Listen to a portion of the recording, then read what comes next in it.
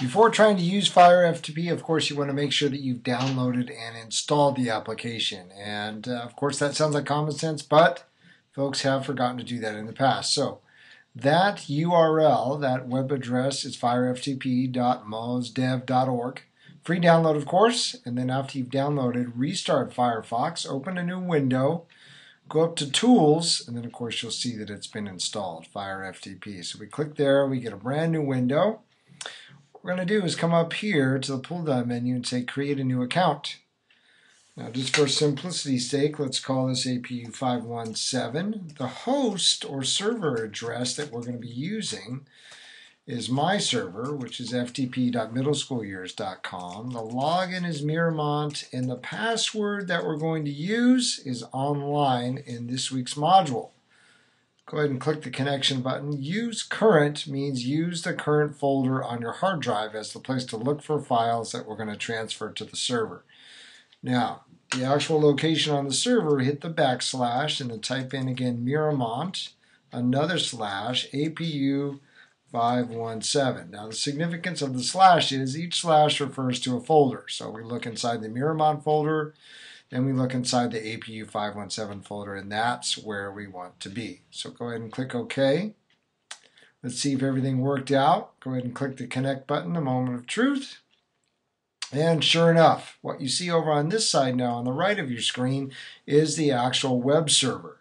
And that is simply a computer that's online where we can store website files. And what you see here is a collection of folders and files, very similar to what I have on the left when I get to the right spot. So let me find my APU folder. That's not the one. Here we go. So I have a folder called APU517. You can just create one of those on your hard drive. Go ahead and click on that folder just once to select it. And then in the right here, you see all the folders and files inside. And it works similarly over here. I've already created for you a folder on the server called APU517. And there's a collection of folders there that we're going to be using. Now, just to see how this all works, let's take, for example, a file that is sitting inside of my APU517 folder. I'll take this one just to show you as an example.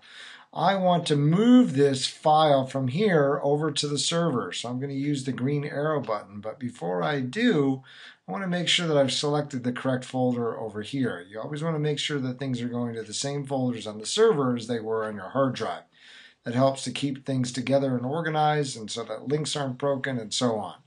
So I select that folder over here, go ahead and come back, select the file I want to move, click the green arrow to the right, and if things work out right, that file, there it is, shows up here on the server. So now I know that that file has successfully been moved from my hard drive to the folder.